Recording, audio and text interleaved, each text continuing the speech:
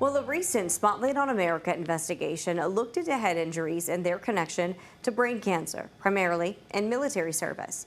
Air Force Colonel Dr. Ian Stewart found a strong connection, publishing the first ever veteran cohort study connecting brain injuries and brain cancer, including glioblastoma, the most common and deadliest brain cancer, and the third leading cause of cancer deaths among service members. This marking a likely breakthrough in understanding how some brain cancers may begin. Patients with moderate to severe traumatic brain injury had a 90% increase in the risk of brain cancer, and patients with penetrating injury, they had an over threefold rise in their risk of brain cancer. And while Dr. Ian Stewart studied this connection in veterans, head injuries are also common for student athletes in our region, with the tragic passing of 13-year-old middle school football player Cohen Craddock prompting the issue to be taken from the field to the Capitol, urging for more safety requirements. And though nothing was passed, as Eyewitness News anchor Peyton Marshall explains, increased safety measures could be vital in limiting the risk of brain injuries on the field.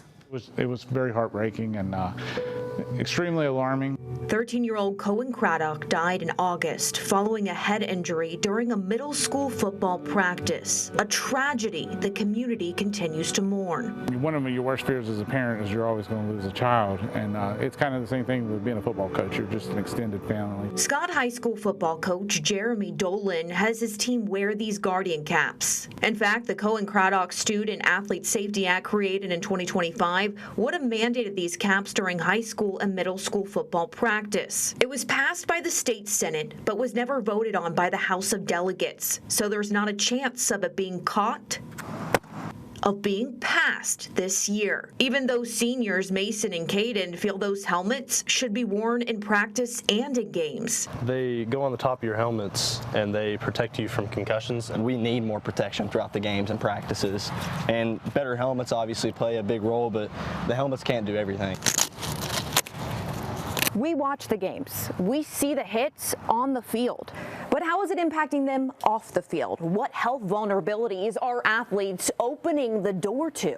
It is interesting. We do have evidence that there are some patients with moderate to severe brain trauma who would develop, or who would go on to develop high-grade glioblastoma or brain tumors. Glioblastoma is the most common and most deadly brain cancer. According to the National Library of Medicine, the average survival rate is 14 months. Marshall Health neurosurgeon Dr. Sajil Khan says there's around 19 studies where patients who had some kind of brain injury went on to develop glioblastoma.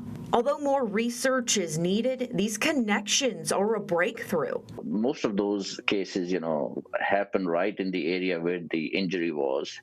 And you could see on the imaging before and after where the trauma was and where the brain tumor happened. A recent study published in Jama Network shows an eye-opening correlation between veteran service members with traumatic brain injury and their increased risk for developing brain cancer. Dr. Stewart, an Air Force colonel, explains how veterans with moderate to severe traumatic brain injury had a 90% increase in their risk of brain cancer. But what about student athletes? The CDC estimates nearly 4 million sports-related concussions occur in the U.S. each year. There you go. You guys have been playing for football for how long? Since first grade, probably. Me too, yeah. Have either of you ever gotten a concussion from playing football? I had one in freshman year. I know a friend or two that's had 4 or 5. Right. It's just had to stop playing because it's too dangerous. Dr. Khan says there's no numbers yet showing the risk in developing brain cancer immediately following an injury. As of now, all the current research is retrospective, but it's crucial to always avoid brain trauma. I think this has to be dealt with very, very seriously. West Virginia Code includes detailed actions listed in the legislature for management of concussions, including in part, quote, that an athlete who has been removed from play or practice may not return to play or practice until the athlete is evaluated by a licensed healthcare professional trained in the evaluation and the management of concussions and receives written clearance to return to play and practice from the licensed healthcare professional. You have to do your best efforts in order to prevent it.